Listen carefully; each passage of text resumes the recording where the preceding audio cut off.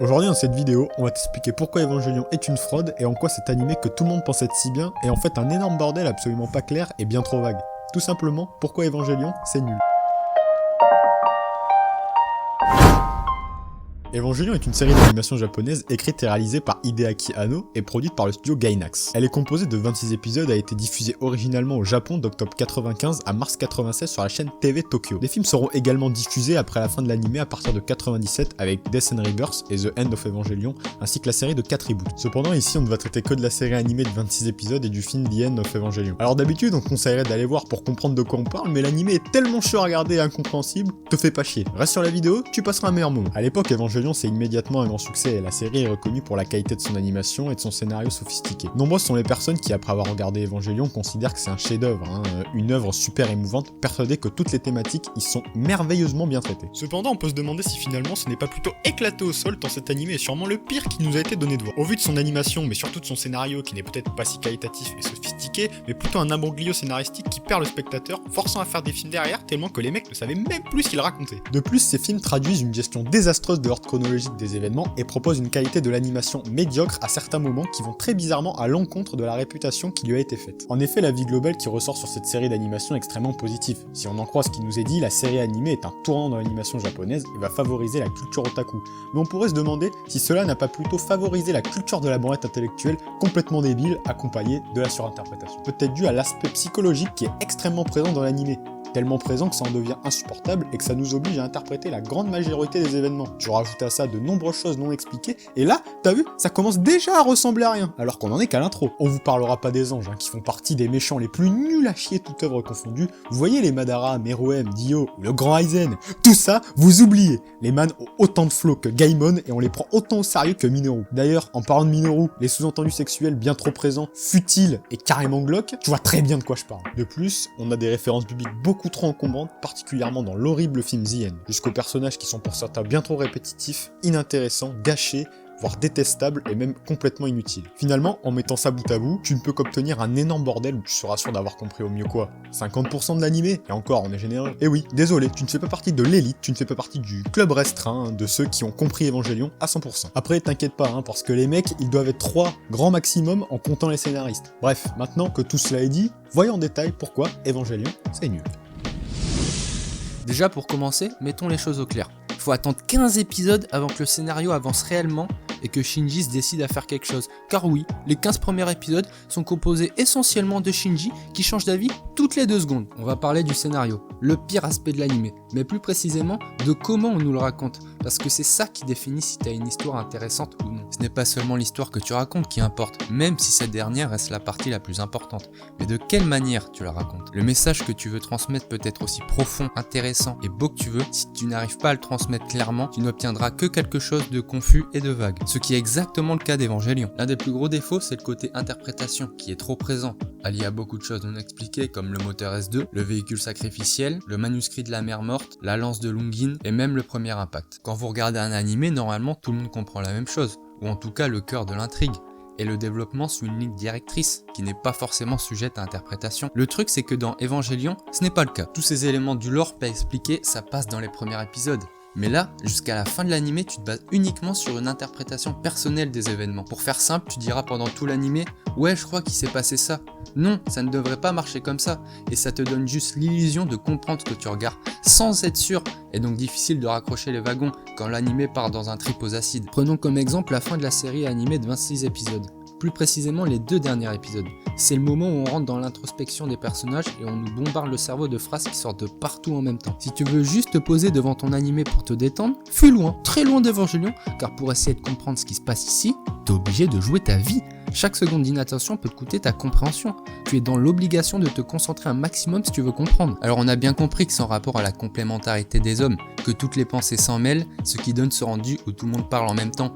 Mais finalement, le résultat, c'est juste un énorme bordel où on surcharge ton cerveau d'informations inutiles juste pour t'expliquer quelque chose de simple en fait. Malgré tout, quelques épisodes ont échappé à ce phénomène, comme l'épisode 18 avec Suzuhara qui reste cohérent et simple, ou l'épisode 21 où on prend le temps de t'expliquer comment Fuyutsuki et Gendo en sont arrivés là, comment il est devenu l'inspecteur Fuyutsuki, comment il n'a pas réussi à niquer la femme de Gendo et comment la nerve est née. À la fin de l'épisode 26, qui clôture soi-disant le développement de Shinji, on tente de nous faire comprendre que c'est Shinji le problème, car il ne s'accepte pas lui-même et manque d'amour-propre, ce qui le pousse à s'enfoncer dans la solitude et à barricader son cœur. Il doit au contraire apprendre à s'aimer avant toute chose. Une fois s'être accepté et en étant en accord avec lui-même, il doit se tourner vers les autres, car on a besoin d'eux quand même. Ce qui fait référence à la complémentarité de l'homme, qui nous saoule pas mal d'ailleurs, faut dire, ils nous font bien chier avec ça. Oh, et au passage, c'est vachement cool, hein. Shinji imagine son monde, il y a Asuka qui est devenue sa pote d'enfance, Rei, une meuf cool, son père et sa mère. Ça n'a aucun sens. Shinji peut imaginer sa mère autant qu'il veut, ça ne change absolument pas la réalité. Ta mère est morte, Shinji. Bref. Pour en revenir à cet abruti Shinji, déjà ta gueule le scénariste, parce qu'on sait très bien que le problème depuis le début, c'est Shinji. Il fait chier tout le monde, ça on l'avait compris. C'est sûrement la seule chose de l'anime qu'on comprend clairement d'ailleurs. En gros, ce qu'on nous dit, c'est que Shinji doit s'aimer lui-même avant toute chose, et que c'est une fois qu'on est en accord avec soi-même, qu'on peut se tourner sereinement vers les autres, sans crainte d'être blessé, tout en pouvant être bon envers autrui. Là, tu vois, on te l'a résumé en 2 secondes, contrairement à l'anime qui force sur ça pendant 26 épisodes. Et on reconnaît que ce message n'est pas nul, et même plutôt bon d'ailleurs. Cependant, l'exécution est tellement mauvaise que le message n'a plus aucun impact. Avec tout le superflu d'informations qu'on prend dans la tronche comme plusieurs personnages qui parlent en même temps ou répètent les mêmes choses, les changements de couleurs, plus l'animation horrible sur les 2 derniers épisodes qui nous proposent des plans de radiateurs, de bouches d'égout et même du béton fissuré à l'écran. Donc très vite tu te retrouves avec un déferlement d'informations et t'apprécies plus du tout ce qu'on te raconte tellement c'est pénible à regarder, ce qui gâche complètement le propos. Tout ça, couplé à des sous-entendus sexuels qui se répètent et des moments où on te remonte plusieurs fois une scène à l'identique pour faire genre c'est hyper profond, alors qu'en vrai c'est juste qu'il n'y a pas de fric, hein. On dirait juste les débuts de Manu. Cet aspect d'Evangelion est le pire. Pour nous, c'est ce qui gâche complètement l'animé. Le message n'est pas transmis de façon claire, car on prend trop de chemins dérivés ultra ennuyeux et qui se font passer pour des messages pleins de sens alors qu'ils en sont juste démunis. Tout ça pour te raconter des choses simples en plus. D'où la popularisation de la branlette intellectuelle complètement débile. Evangelion est également apprécié pour ses différents personnages, soi-disant plus profonds et complexes les uns que les autres, mais laissez-vous nous dire que c'est pas tout à fait comme ça qu'on voit les choses. Mais on va voir tout de suite ce qu'ils valent. On commence par Ritsuko, et là ça va aller plutôt vite car Ritsuko c'est tout simplement un personnage complètement vide, elle s'est juste fait manipuler car elle était amoureuse de Gendo, tout comme sa mère. Rien ne sert de s'attarder là-dessus. Suzuhara, hormis son passage dans l'épisode 18, ce n'est que le piètre running gag de l'abruti qui sort son YVP pour prouver qu'il est un homme, un vrai. Bon là il y a lui, Kaji. Eke, l'homme aux traces de crayon sur la gueule. Ah bah si. Kaji c'est un peu l'histoire d'un héros raté. Le mec joue double jeu, on pense que c'est un fumier, et en fait non, il essaye de découvrir la vérité mais finalement il se fait buter. Mais on ne pense pas que qui que ce soit est attristé par la mort de Kaji, donc balèque. On est donc sur un homme à femme au centre d'un triangle amoureux avec Ritsuko et Misato et qui entretient des relations plutôt louches avec Asuka. Misato, l'un des seuls persos honorables scénaristiquement. On comprend ses actes tout au long de l'anime car ils suivent une logique. Elle essaye de découvrir la vérité que lui cache Ritsuko et c'est pour ça que Misato est appréciée des fans car elle est comme le spectateur de la série. Elle est dans le flou et essaye de découvrir la vérité, ce qui nous permet de nous identifier à elle, mais au niveau de l'éthique, ce n'est pas trop ça, notamment quand tu essayes de violer le petit Shinji, mais ça devient vraiment glauque, hein, dans l'épisode 26 où elle imagine Shinji l'avoir ken avec Kaji. Fuyutsuki. On ne va pas se mentir, quand on a parlé de l'épisode 21, on a tout dit. La CIL. Le cliché typique de l'organisation qui a un projet secret. Vous voyez ce genre de projet auquel ils font toujours des allusions sans vraiment rien dire. Je ne sais pas si vous avez bien compris qu'ils sont méchants et qu'ils agissent dans leur propre intérêt. Comme pour les anges précédemment, ils n'ont aucun impact. Gendo, au départ, on se demandait s'il était muet, puis on s'est rendu compte qu'il était juste con. Non, plus sérieusement, on a adoré le moment où il fait ça. Et quand il est comme ça dans le film. Sincèrement, c'est dommage, car il y avait quelque chose à faire avec ce mec.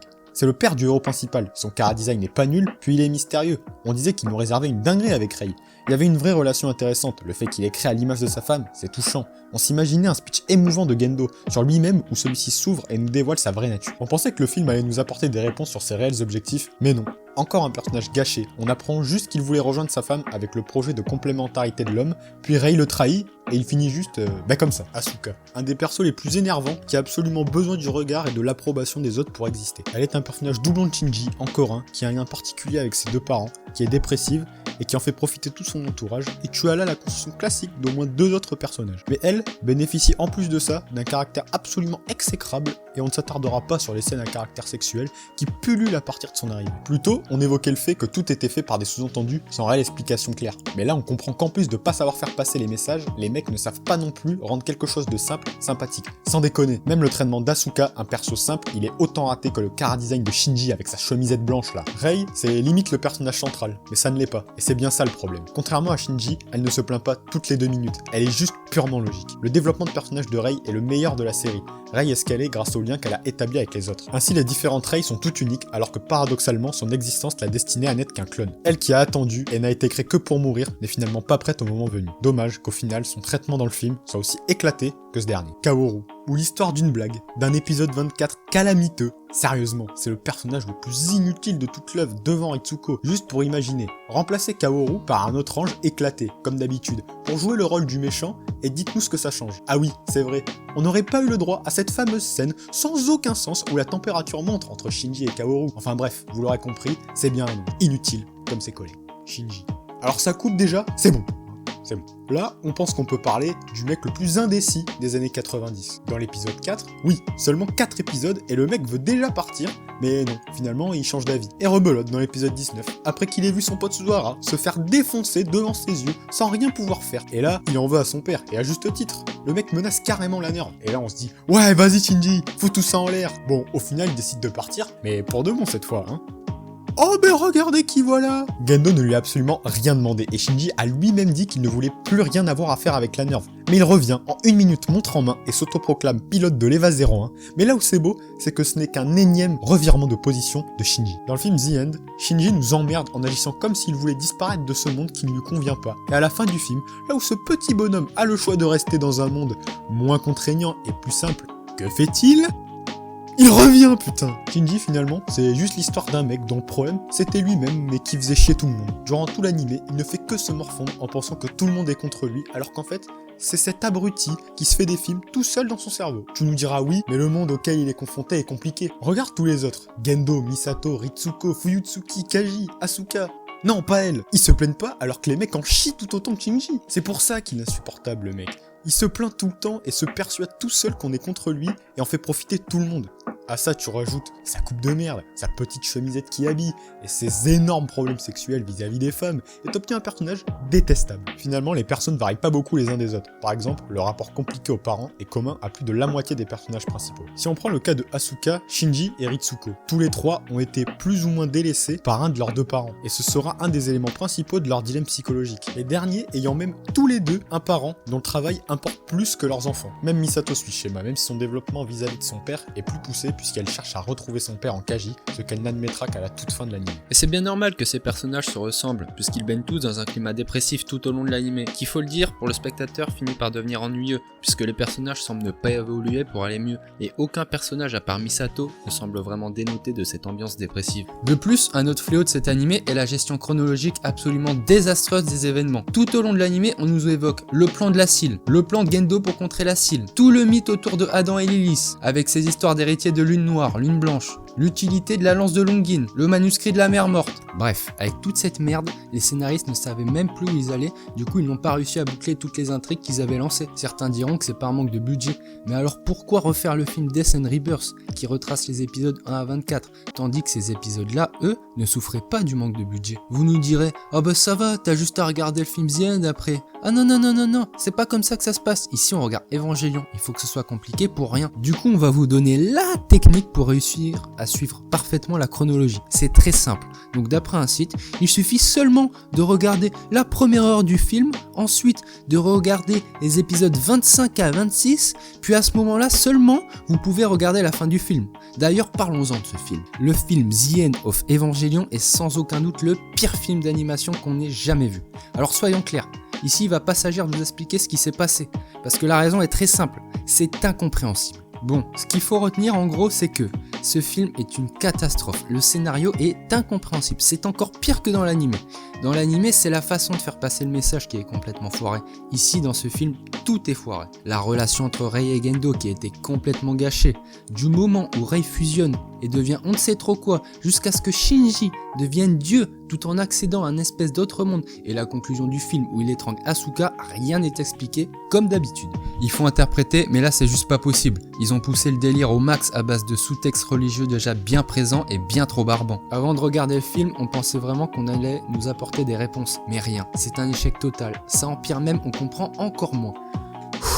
Enfin fini d'expliquer tout ce bordel. Ah, et qu'est-ce que serait Evangelion sans sa communauté composée de formes de vie supérieures qui nous diront qu'on n'a rien compris. Mais bon, apparemment votre pote là il a pas trop compris non plus. Et puis ça, on n'en parlera pas. Bon voilà, on espère que vous avez kiffé la vidéo, c'était en détente, après c'est que notre avis, donc faites-vous le vôtre, et puis voilà, on se voit à la prochaine. Bon, Vous le connaissez, c'est le classique. Mettez un maximum de commentaires, le j'aime, vous vous abonnez, allez à plus.